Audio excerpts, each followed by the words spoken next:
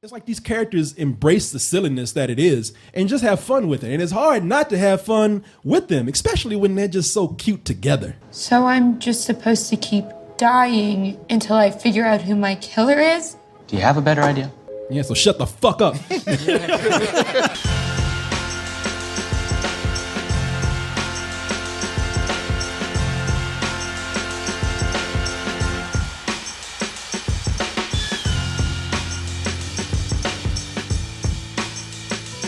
Happy Death Day.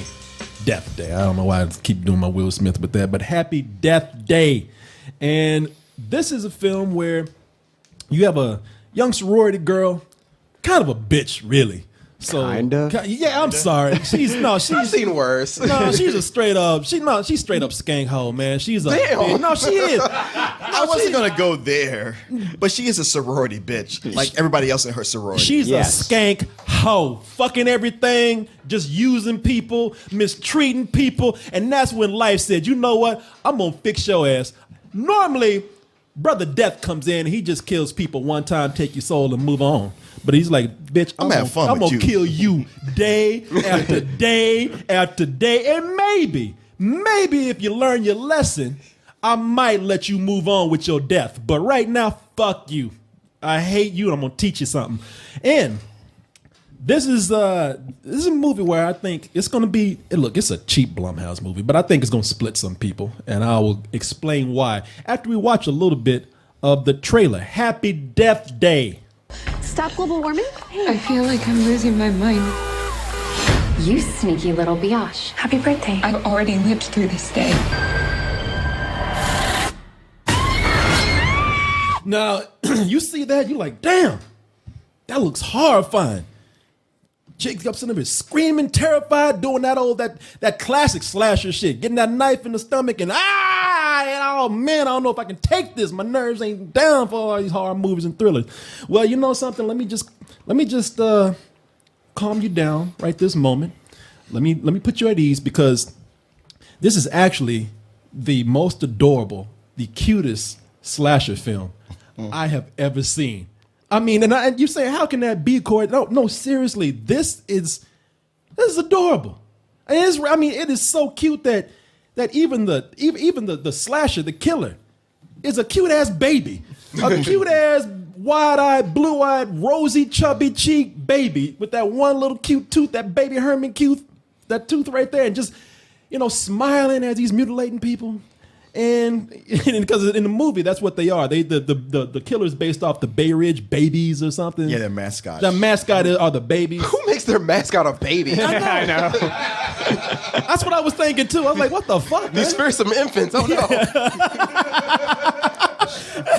Sure, the Cougars, the Longhorns, the Spartans. You got the babies. Yeah. These babies are gonna fuck us up. Yeah. Getting chased by the Portland puppies and shit, you got beat by a baby? Well, that baby was actually 7 feet tall, but it's whatever. But when the baby killed me, I have to admit it was very cute. It was very adorable. As the baby was cutting my intestines out, I was like, oh, I've never seen anything so adorable in my life. Now, this movie's gonna piss some people off, and this is where I'm gonna bring in everybody and try to talk to them about how they felt, because we've been having a string of movies right now that have been misleading people, false advertising, and I'm gonna say that this is probably a similar situation right here. And people are saying, all right, so yeah, it's got a cute baby in it, but that's kind of ironic. That actually makes it a little bit scarier. Giant ass baby running around slicing up girls. No, the thing is that this is not a horror movie, not at all. It's a comedy. And I'm not even saying that it's a comedy because it's unintentional laughs in there. No, it is a straight up comedy, and it's not just even a comedy where they're just trying to do satirical laughs and smart laughs. No, this is goofy. This is a goofy ass movie. Every time somebody dies or they get stabbed, it's meant for laughs. It's not meant to horrify you at all. It's meant to make you just bust out in giggles and laughter.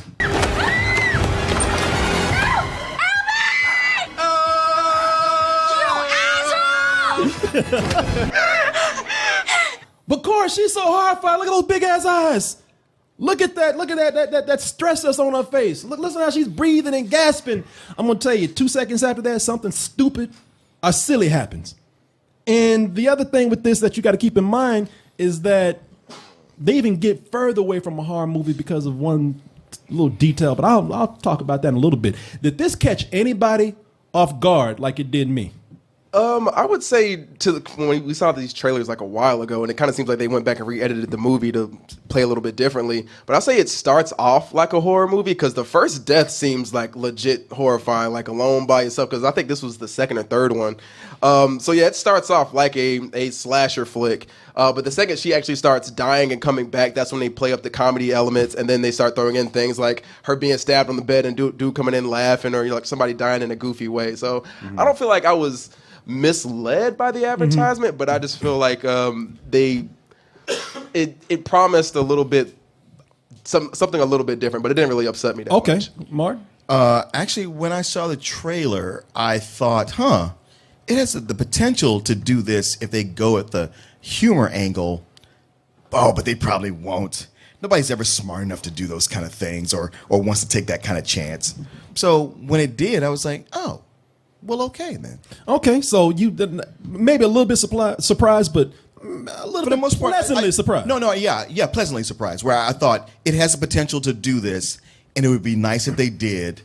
But the way these things tend to go, I don't have a lot of hopes for it. Okay, Mr. Gertz, what about you? Martin took the words right out of my mouth. I was pleasantly surprised because when I saw the trailer, I thought, okay, the same thing. When they did start going down that route, I found myself really enjoying it. Okay.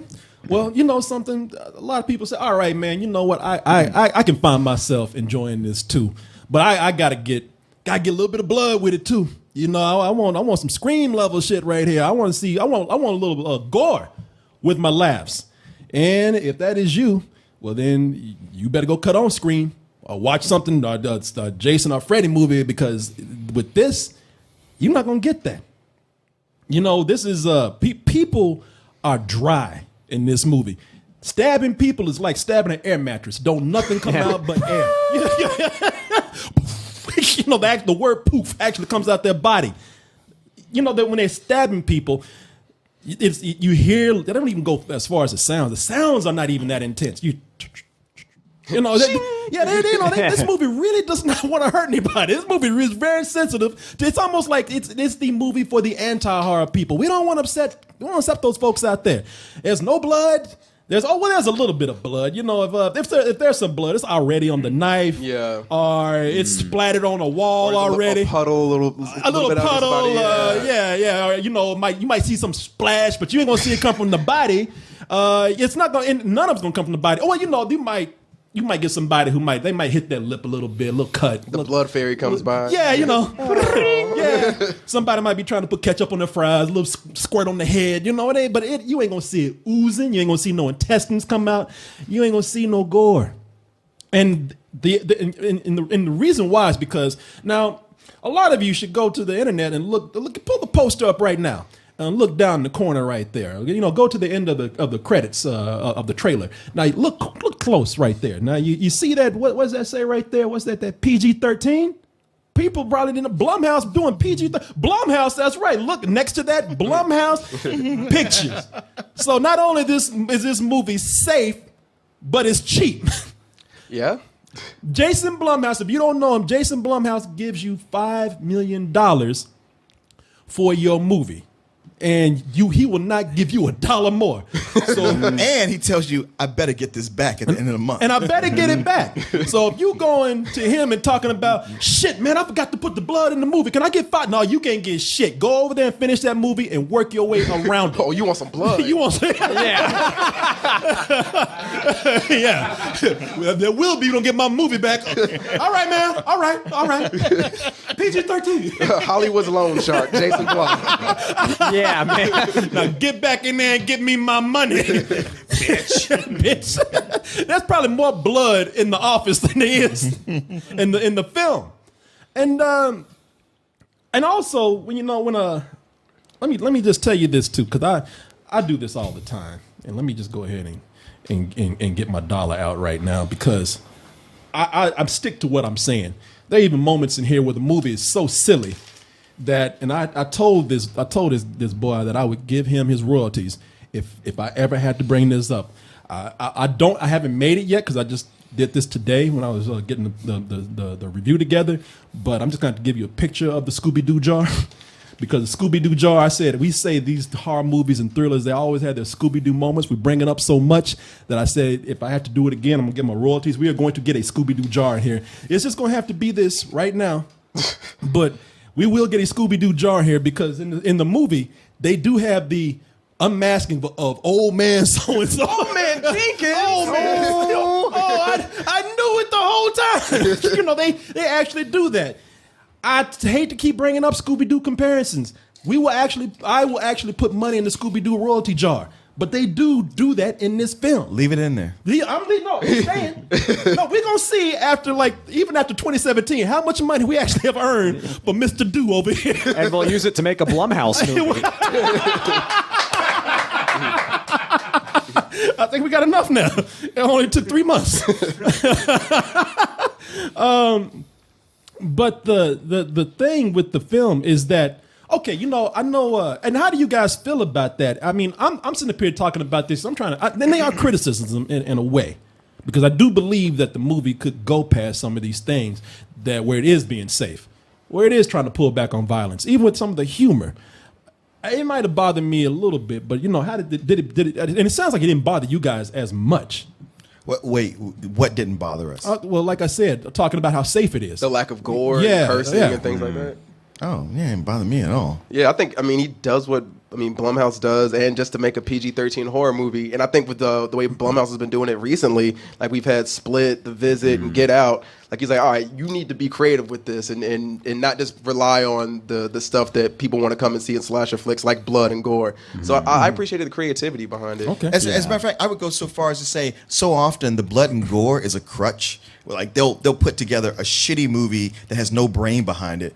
But we got kills, we got blood and gore, so that's going to bring in you horror fans who don't ask for much. And I was like, here, you know what? They couldn't rely on that. They use their resources elsewhere. Okay. I appreciated that. And what about you? Yeah, I saw this kind of as a movie for young teenagers. So the scares, I agree. I wish they could have been a little bit more intense here, but it didn't really bother me that much overall, just because I think the comedy aspect of it is done pretty well. And I really like this main character a lot. And I'm a sucker for stories like this about a shitty person learning to be a little less shitty. Yeah. I'm always a sucker for those. It's funny that you brought that up, because as I was sitting there watching it, I was like, this feels like something like when I was 16 or 17, I would go and see with my friends after school. Yeah. Well, I see, once again, I'm surrounded by people who really don't understand horror. It's what I would normally say. I mean, I was expecting you to say something like that. He was not. He was like, he got them Corey lips. Because I know for me, somebody who, I will fully embrace the fact that I don't understand horror or am not a fan of it. And going into something that I thought, okay, here we go, typical cheap-ass horror movie that I got to sit through. I was like, oh, wait. This has some things in it for me. There's a lot to appreciate here if you aren't hung up on the horror tropes. Yeah, listen, you know what? Because horror fans are people who really are obnoxious with the horror sometimes. Y'all have crossed over to people who are kind of sick yourselves. Right. Are you talking in the mirror right now? Yeah. I can't see what happened. But even as a horror fan myself, when did we get so strung up on? I'm not talking about everybody, of course, but a lot of people got strung up these days on seeing a lot of gore, gratuitous gore. Mm-hmm. Yeah. I mean, just to the point where that is that is the star of the film, and I see something like, and that's, you know what? And let's just put everybody in there while we at it. It's the gore people, the horror people, and also the cinephiles out there. It's like, because y'all already coming in talking about, man, this ain't nothing but Groundhog Day. You think we stupid? Everybody sees that. Terrence Howard reviewing this movie? Did you know Terrence Howard is a horror fan? Terrence Horror. I know. Man, you ain't fooling nobody. Everybody knows it's Groundhog Day, man. Not enough blood in this movie. I don't know why I can't see no blood, man. I guess I got to get it myself, man. See, you did that, but no, it's the reason why I say that is because the movie is very, very self-aware of what it is. And I only bring that up because a lot of people love Groundhog's Day so much that they feel protective of it, that when anything approaches it, like, oh, they're just trying to be Groundhog's Day. This knows that. It's Groundhog's Day, and it's also Edge of Tomorrow. Yeah. Groundhog's Day is where Bill Murray keeps coming back, a comedy, where he keeps coming back and gets his life straight. And a little bit of Heathers. Well, you could say Heathers and even Scream, but Yeah. Edge of Tomorrow is the one where Tom Cruise keeps dying in the science fiction film until he gets his life straight and finds out what's going on and what he needs to do. You know, and when you bring that together, it feels like this is a movie where they love those movies, or they really understand those films, and they're just kind of like, okay, I get it. I love these movies enough to where I just want to make my version. I just want to tinker with it, bring it into another genre, and combine the best things about the two genres that I'm pulling it from, or more. And you know, when a movie is that self-aware and it knows what it's doing, and you know that, you can forgive them for being a goofy film because they know what they're doing with the they're, goofiness. like you said, self-aware. Well, also, Goodwin and I saw a movie with a similar premise with Zoe Deutsch. Oh, really? She was a teenager Earlier this year. who kept dying because she couldn't stop being a bitch. She had to learn how to, I got to not be a bitch. Was I there? No, No. you weren't Okay. there. We saw it at the Alamo on a Saturday I morning. remember you guys reviewing this. Yeah, I forget the name of it. Yeah, I wish I could remember because they had one of those generic titles. Did. but it was one of those movies, like, once it was all said and done, it's like, yeah, you borrowed from Groundhog's Day. It wasn't all that great. Yeah. Didn't leave us with anything. And it's like, you could have easily have not. We could have lived our whole lives without seeing that. Yeah. So coming into this, it was like, is this going to be that experience again? But here is like, no, they acknowledge what they're doing. Right. They Yeah. know. And they've fit this into a horror genre, you know, again, you might say, but really done something with it where it's humorous all the way through. And it's like, man, as much as you might want to come in writing this off as a dumb horror movie, there was some brains behind this. Yeah. Yeah. And you know, and the other thing with this is that you got to keep in mind that this is a movie about the lead chick. Her name is Tree. Yeah. They didn't even fuck to give her a real name. Jessica Roth, who was seen in La La Land as one of the roommates. You know, she plays a girl named Tree in here, so they even naming their characters ridiculous names. And it's her and your other leads in here. They're just cute together too, and they know how to run with this. As the movie goes on, it's like these characters embrace the silliness that it is and just have fun with it. And it's hard not to have fun with them, especially when they're just so cute together. So I'm just supposed to keep dying until I figure out who my killer is?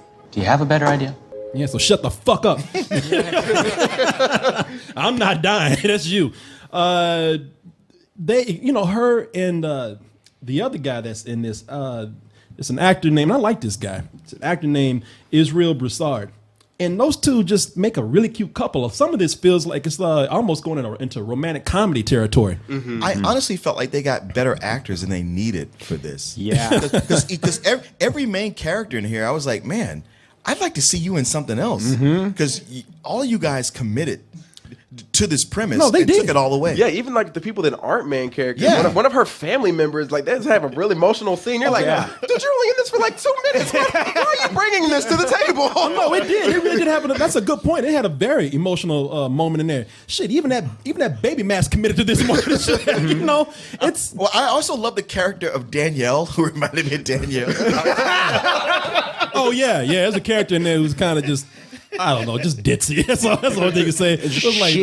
Wow, is there not a person named Danielle who's just not as ditzy as our Danielle?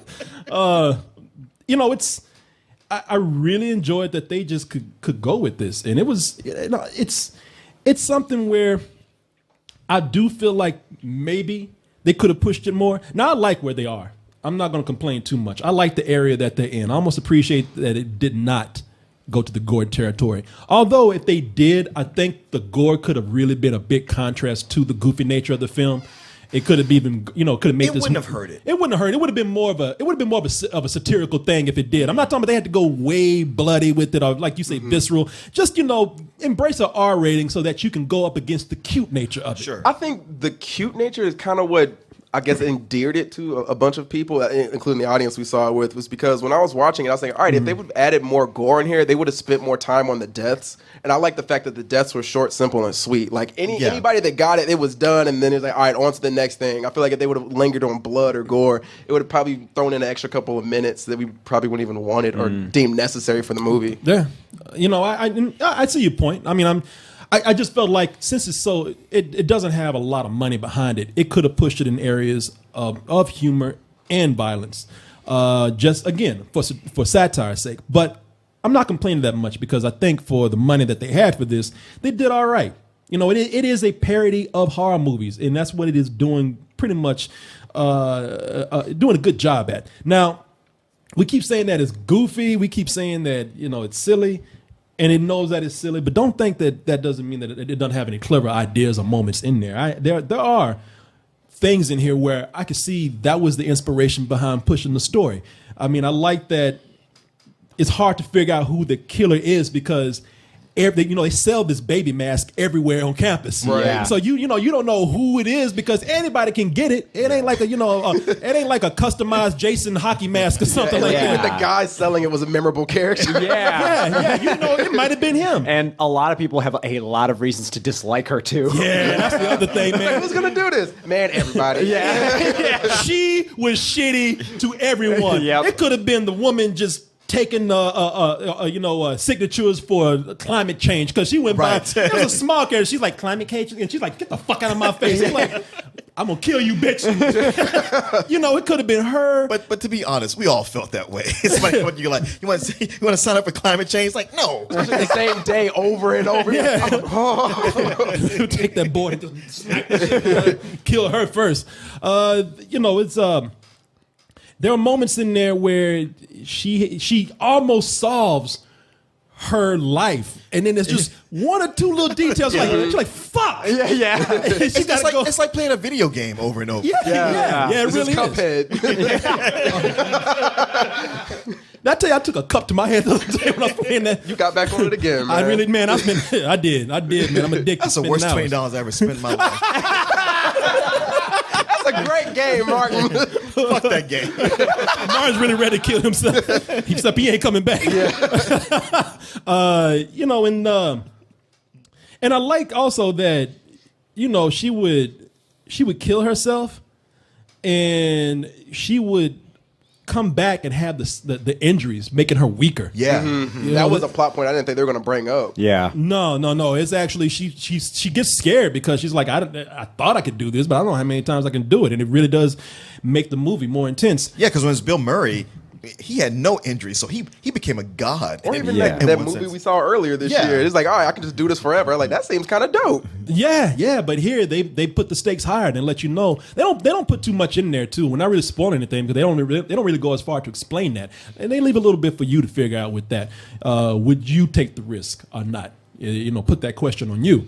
I think I agree with you in the sense that I don't wish it had more gore. I just wish the scares were a little less stock, I guess, because a lot of them are kind of typical what you see in a PG-13 horror movie, just like walking into a dark room with that loud musical ding as soon as something pops up. Yeah. So I would have liked those scenes to maybe have a little bit more tension throughout, just have those scenes crafted a little bit better. Overall, I mean, especially in the wake of like really shitty PG-13 horror movies we've seen this year. Bye-bye Man. Rings, Bye-bye Man.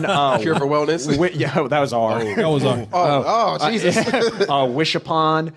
This is leagues better than all of those. This pleasantly surprised me a lot. So I give it a really enthusiastic matinee. I really enjoyed this. All right. Corey Goodwin, would you mind going next? Oh, sure. I think like everyone here, we were pleasantly surprised about the comedy aspect that they brought in here, and two, that they were that self-aware that, yes, they are doing something that's been done by multiple movies before, and the writers and the directors are like, all right, we're going to work our way around this, but we're still going to be true to what those films were.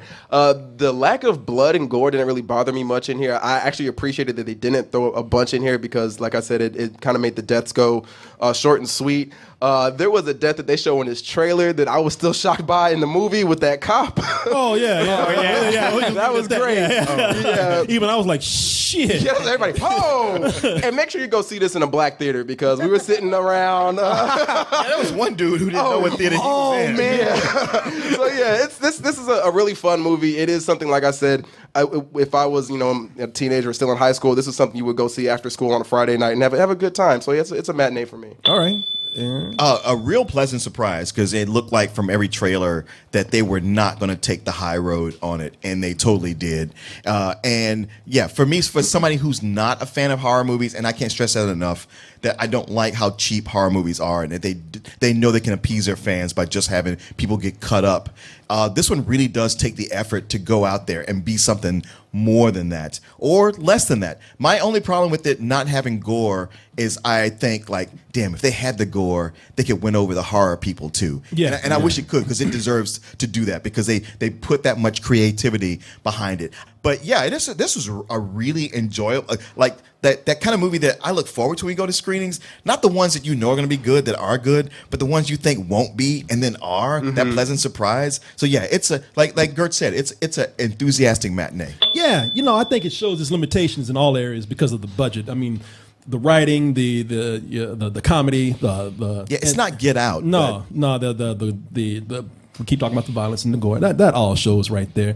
But god damn it, if this movie just didn't make me smile when I walked out.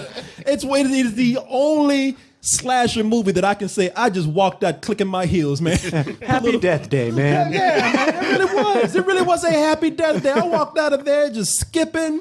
I was like, it was like La La Land, man. A little dead bluebird landing on my shoulder. It really made me happy. It made me feel good. I walked out with tingles, man. And I don't know if it, and I don't want to go, oh my god. I don't want to over exaggerate because the movie's not that great. No, but it is a good mood, enjoyable film. And if you go and see this for a matinee, I guarantee you, unless you are a person, unless you a sick bastard who wants to see people get disemboweled and blood everywhere, but if you just want to go see something fun, put the comedy first. Make sure you just want to have a good time, a couple of good chuckles, and you will enjoy yourself. So yes, I'm giving this a matinee, a very happy matinee. There's that one shot, just a bong, and this dude like 3 seats down just goes, it's a bong. We're sitting in front of this one shit, it looked like Mary J. Blige, and she's just like shaking her head to house, girl. I'm like, oh my god. Oh man, if you goofy, go see this because I was sitting by somebody that looked like that baby. This is funny. Go to the most ratchet theater you can find and watch this movie. You have a blast. Oh, happy death day! I get it now. Your reaction to that, you just went like. It's a good thing I was in a good mood. Otherwise, I'd be like, "Will you shut the fuck up?" But I was good that day. I was happy. You just enjoy yourself, big retarded man.